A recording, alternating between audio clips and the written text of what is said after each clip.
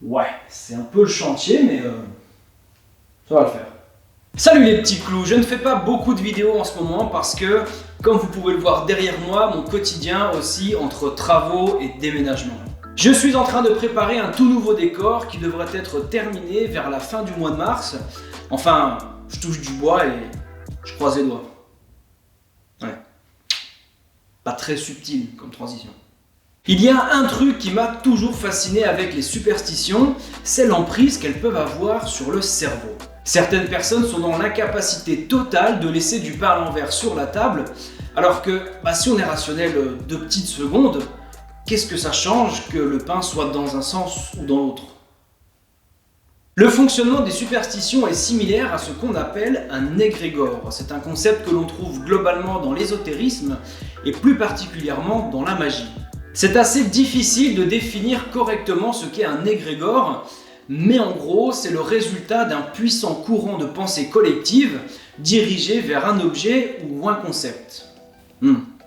Ça peut paraître encore un petit peu flou, alors prenons un exemple parmi les superstitions. Peut-être que vous faites partie de ces gens pour qui il est absolument hors de question de passer sous une échelle posée contre un mur.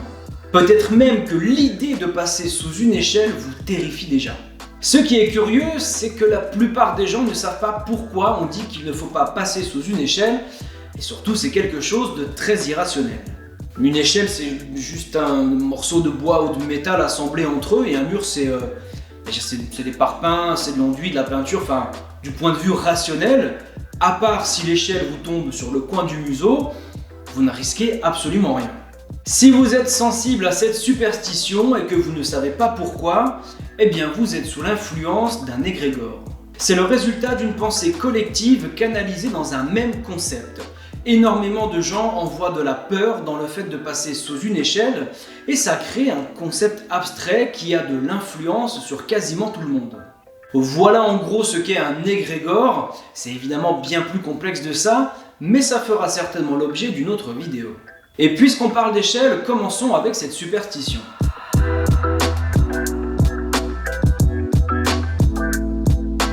Il y a 2 hypothèses à l'origine de cette superstition, une mystique et une beaucoup plus rationnelle. La première hypothèse est issue de la symbolique de l'échelle, qui est sensiblement la même depuis à peu près 4300 ans. En Égypte antique par exemple, le monde de l'au-delà était situé dans le ciel et l'échelle était l'un des moyens pour y accéder. On trouve cette symbolique à l'intérieur de la pyramide d'Ounas, dans ce qu'on appelle les textes des pyramides. Ce sont des textes qui décrivent l'au-delà et qui contiennent des incantations magiques qui serviront au pharaon pendant son voyage vers le monde des dieux. Ces textes datent environ de l'an 2340 avant Jésus-Christ et par la suite on trouvera des amulettes en forme d'échelle dans beaucoup de tombes égyptiennes. Elles étaient censées aider le défunt à rejoindre le ciel. Dans l'Ancien Testament, et plus précisément dans le livre de la Genèse, on trouve aussi cette symbolique avec l'histoire de Jacob qui s'endort quelque part entre Beersheba et Haran. Il eut un songe, voici qu'une échelle était dressée sur la terre. Son sommet touchait le ciel et des anges de Dieu montaient et descendaient. Dans la tradition judéo-chrétienne, l'échelle fait donc le lien entre le ciel et la terre, et le long descendent des anges qui viennent s'incarner sur terre, et montent des âmes qui viennent de se désincarner et qui retournent au royaume de Dieu. À ça, on peut ajouter que dans la tradition chrétienne, on dit qu'une échelle était appuyée contre la croix de Jésus lorsqu'il a été crucifié. Quand une croix est représentée avec l'échelle et les outils qui ont servi à la crucifixion, on appelle ça la croix de la passion. Ce détail n'est pas présent dans la Bible, mais il a probablement participé à la diffusion de cette superstition.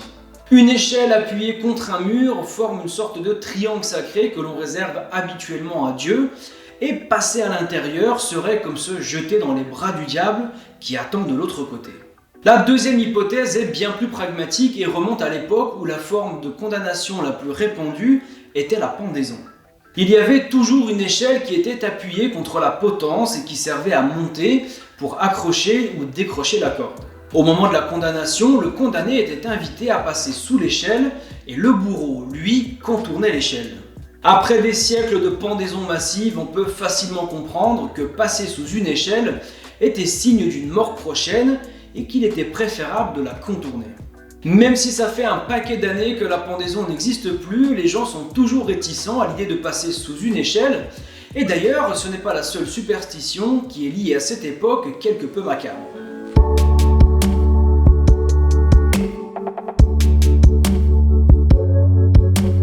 Le judaïsme a fait du pain un objet de bénédiction avant que les chrétiens en fassent de même.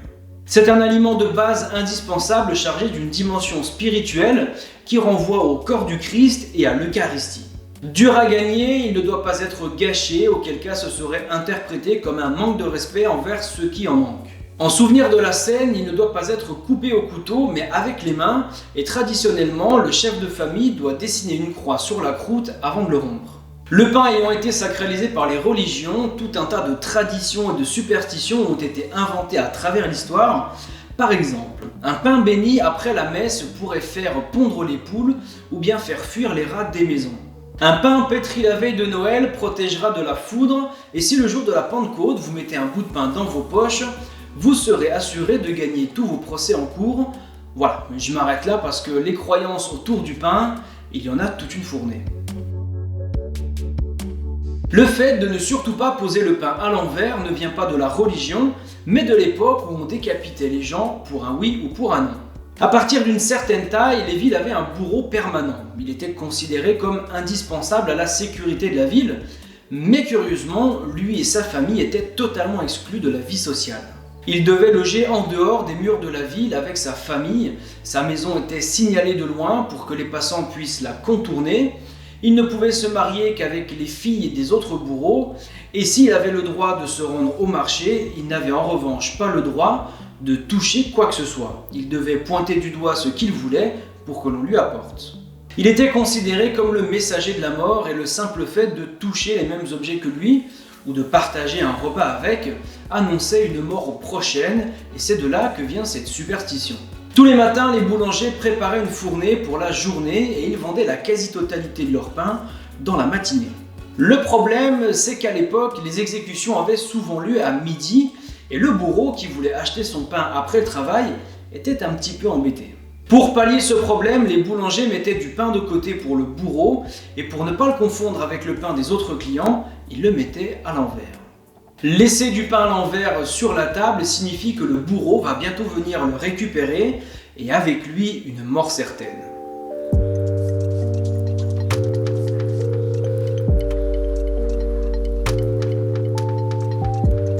Le miroir est apparu en Égypte vers 3500 ans avant Jésus-Christ. Il était fabriqué en métal poli, soit avec du cuivre, du bronze ou de l'argent.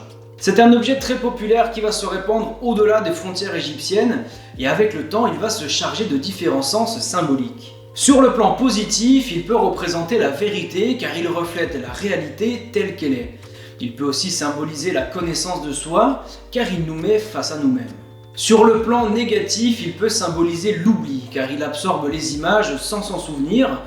Il représente aussi les apparences, c'est-à-dire tout ce qui empêche de voir plus loin que la surface des choses, la honte, la solitude ou encore le silence. Sur un plan relativement neutre, il représente le rêve et l'inconscient, le renversement, les choses cachées, et dans pas mal de traditions ésotériques ou de mouvements spirituels, le miroir est un point de passage entre le monde immatériel et le monde matériel. Comme pour le pain à l'envers, la peur de briser un miroir ne vient pas de toutes ces formes de croyances, mais de quelque chose de plus pragmatique. Jusqu'au XVIIe siècle, un miroir coûtait extrêmement cher et était par conséquent réservé à la bourgeoisie.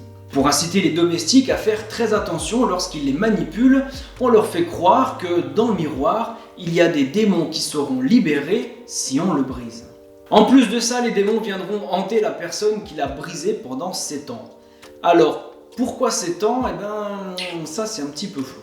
Les sources concernant ce détail ne sont pas vraiment abondantes, mais il est probable que ce soit le temps nécessaire pour économiser assez d'argent pour se payer un nouveau miroir. Le fait de le briser laisserait le propriétaire frustré et sans miroir pendant 7 ans.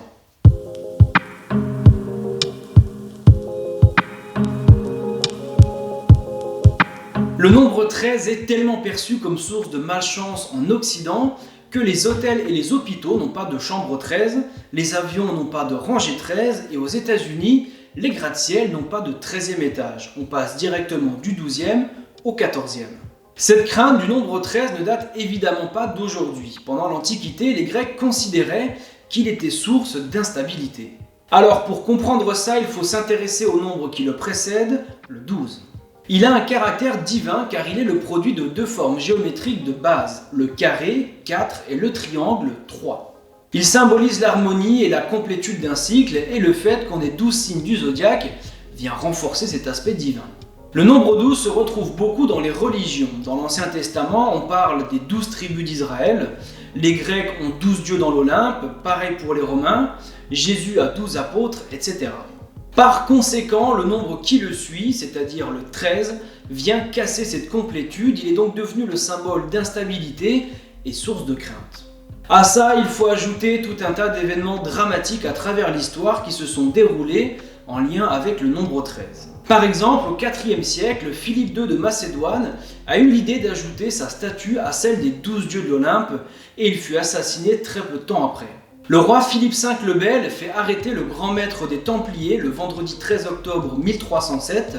Jean-Paul Marat est assassiné le 13 juillet 1793 et lors du dernier repas de Jésus-Christ, ils étaient 13 à table, Jésus et les 12 apôtres. Voilà, on sait tous à peu près comment ça s'est terminé. D'ailleurs, selon les évangiles, Jésus a été crucifié un vendredi et donc lors de son dernier repas, ils étaient 13. Voilà pourquoi dans les pays chrétiens, l'association du vendredi et du 13 sont plutôt source de malheur. Mais avec le temps, le vendredi 13 commence curieusement à devenir un jour qui porte chance. C'est probablement depuis la déchristianisation des pays et depuis que les loteries l'utilisent en argument commercial.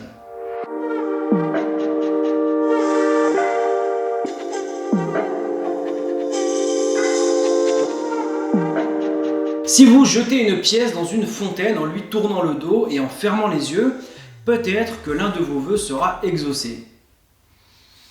Voilà, en tout cas ce qui est sûr, c'est que ça va rapporter de l'argent à la municipalité. Pour comprendre d'où vient cette tradition, nous devons remonter à la Grèce antique et à sa mythologie.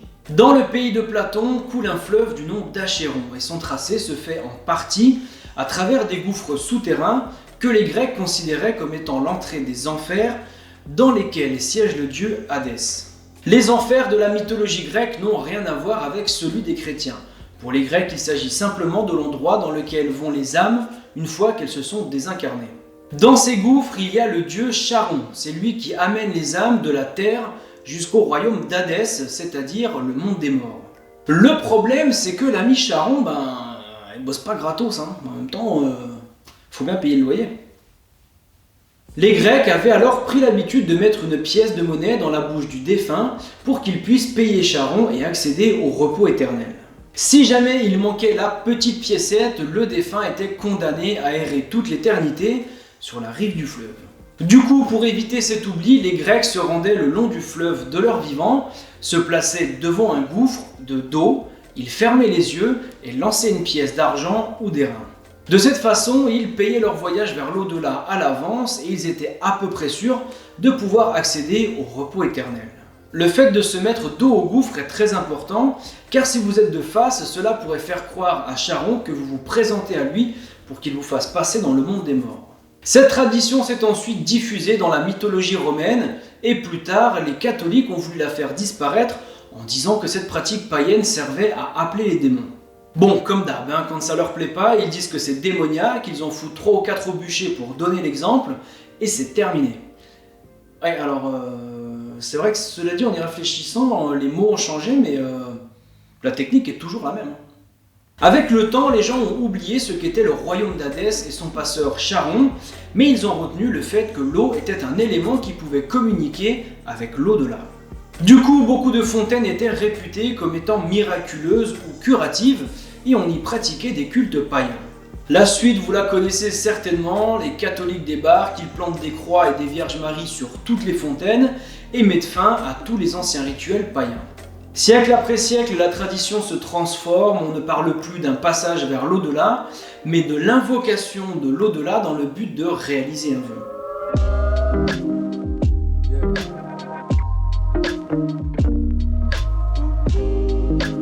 Depuis l'aube de l'humanité, le bois est chargé de beaucoup de symboliques diverses. Pendant la préhistoire, on le voyait comme une matière qui renferme la puissance du feu et qui permet de l'entretenir. Plus tard, l'arbre deviendra un moyen de communication entre les mondes souterrains et les voies aériennes. Il est le trait d'union entre l'invisible et le visible, car ses racines s'enfoncent en profondeur, son tronc sort de terre et ses branches s'élèvent dans l'air. Toujours dans cette même approche, il incarne le principe masculin et féminin. Son tronc est un symbole phallique par excellence qui incarne la force et la puissance masculine. Son feuillage dense couvre l'arbre et accompagne l'éclosion des fruits. La protection et la création de la vie représentent son aspect féminin. Avant l'arrivée du catholicisme, il y avait de nombreux cultes en l'honneur des arbres et des forêts, car ils étaient également le symbole de la régénération cyclique. Bref, l'arbre et son bois représentent la vie dans sa globalité, et surtout, ils représentent uniquement des choses positives. C'est à partir du Moyen-Âge que le fait de toucher du bois est censé attirer les choses favorables et repousser les choses défavorables, mais idéalement, le bois doit être brut, c'est-à-dire sans vernis ni peinture. Malgré les tentatives de l'Église catholique de faire disparaître cette adoration des arbres, la superstition a perduré jusqu'à nos jours.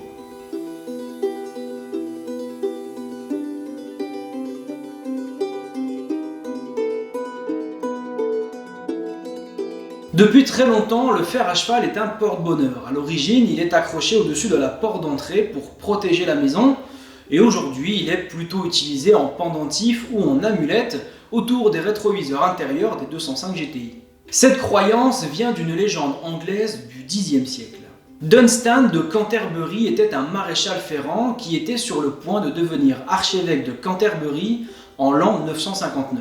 Un jour, il reçoit une visite très curieuse, un homme qui voudrait se faire fixer des fers à cheval sous les pieds. En regardant de plus près, Dunstan se rend compte que cet homme a les pieds fourchus et il comprend instantanément qu'il s'agit du diable. Il garde son sang-froid et lui explique calmement que pour lui mettre les fers, il doit l'attacher au mur. Le client ne se méfie de rien et se laisse faire. Dunstan commence alors à lui coller un fer chauffé à blanc sous les pieds dans le but de le faire souffrir.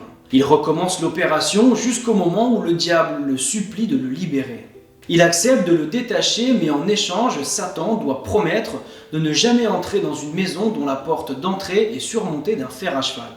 La douleur était tellement insupportable que le diable accepta cette condition afin d'être libéré.